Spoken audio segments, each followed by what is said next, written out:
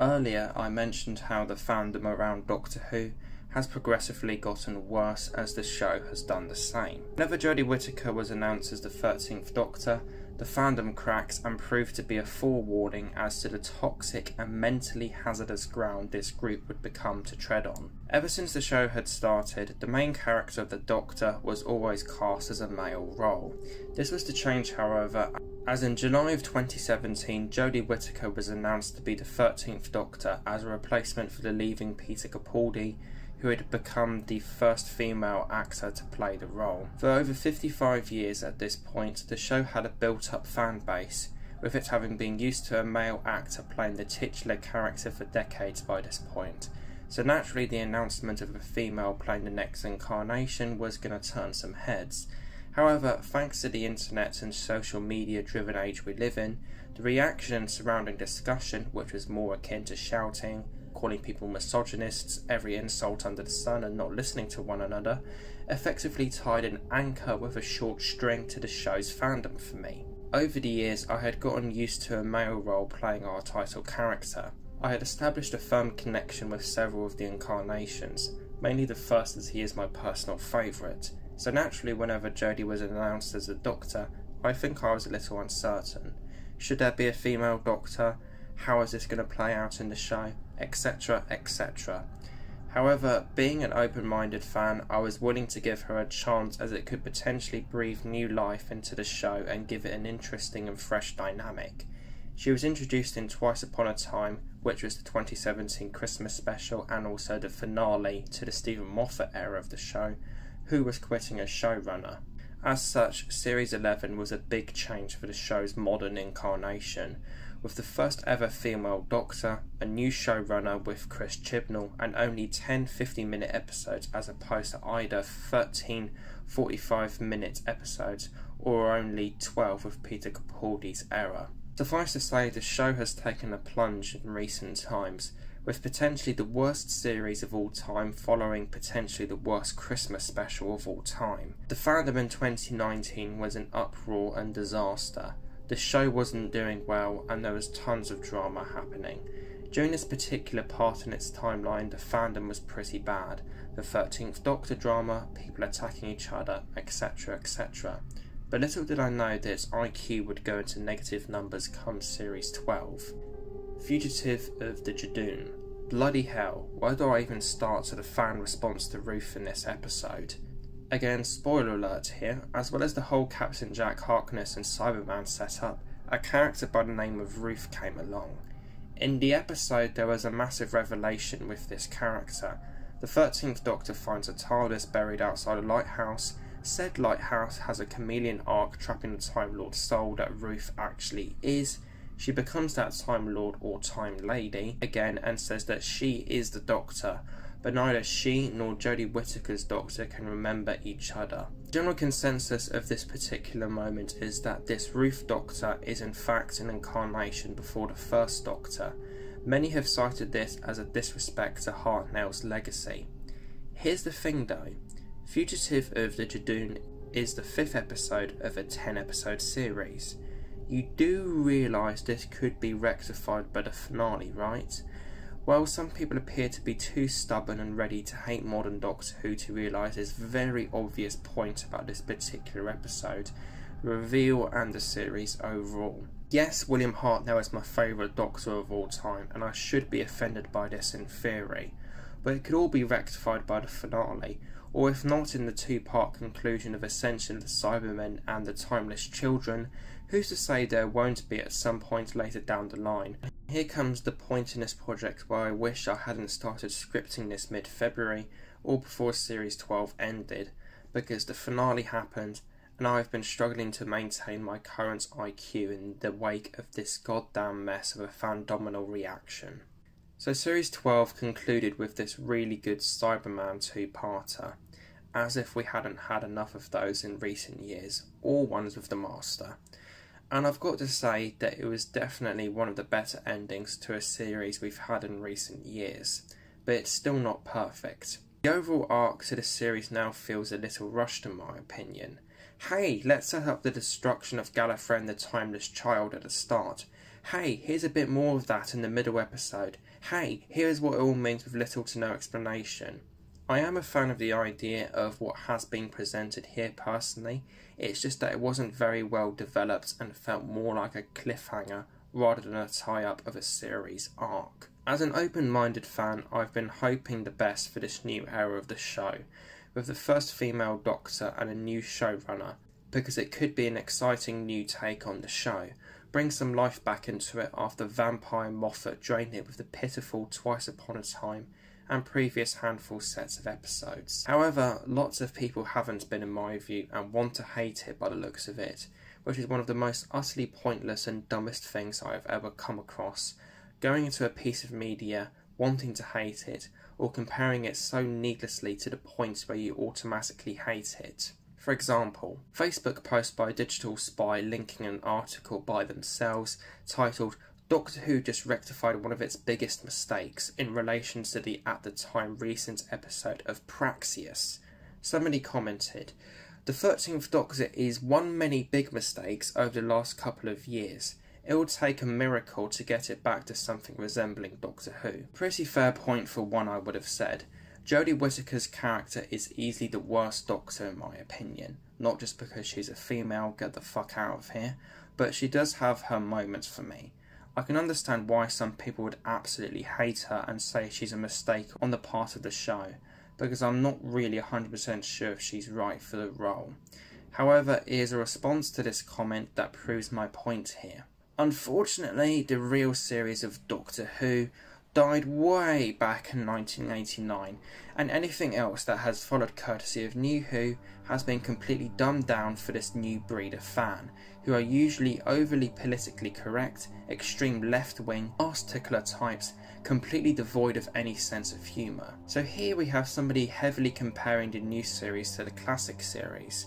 But are they also trying to say that the show has been dumbed down purely because modern day audiences are typically too politically opinionated to the point where they can't understand complex science fiction? How in the fuck does that make any sense? After an introduction about my stance on the fandom in its current status quo, with possibly a bit of a too aggressive intro as well as one or two other things that I may go back on in the following, I went on in my reply to say, okay, fine, I will agree that the classic series is better.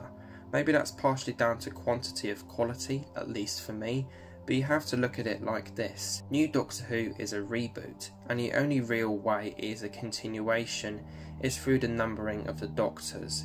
In 2005, Russell T Davies was rebooting a 40-plus-year-old show after a lot of things have changed after the times they was originally going through.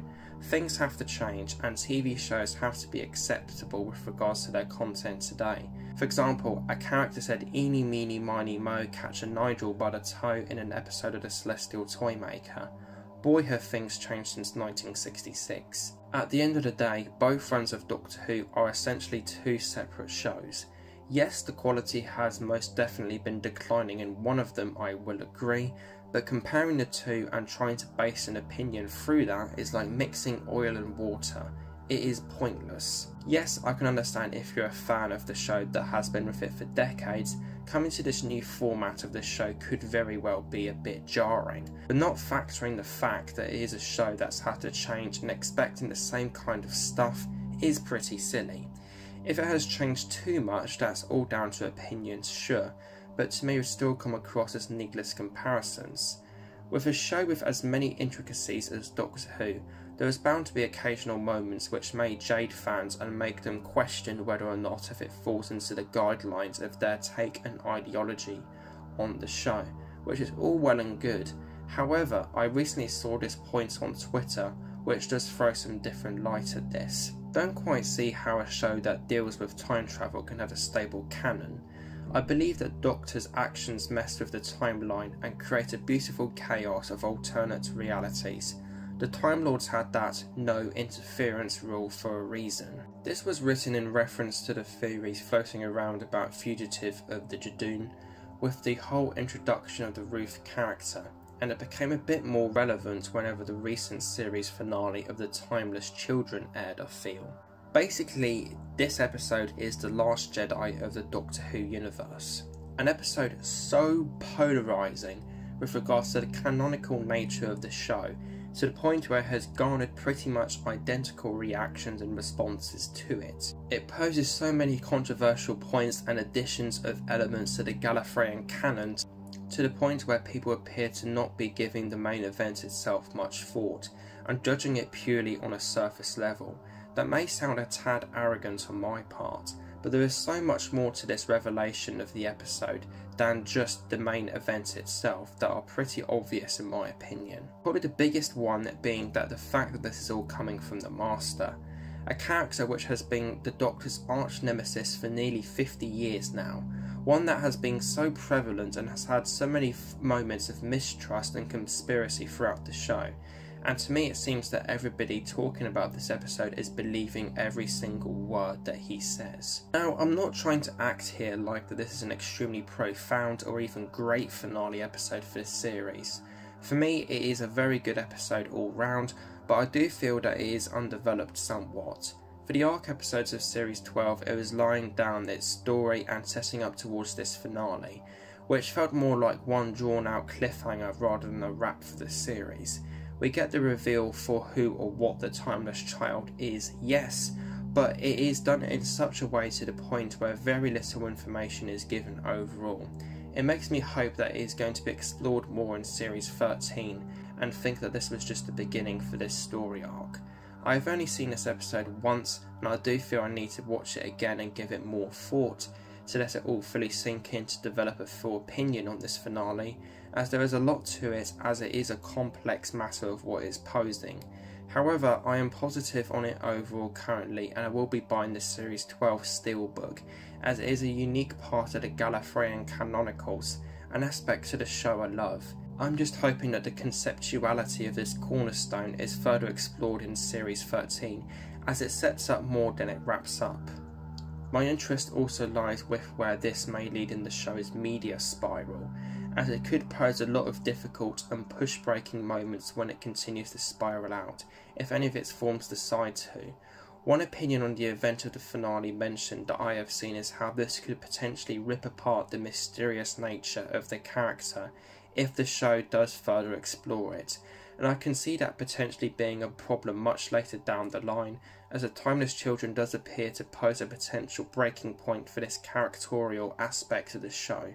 Then again, how can the show have a stable canon, and is the Master telling the truth? Only time can tell.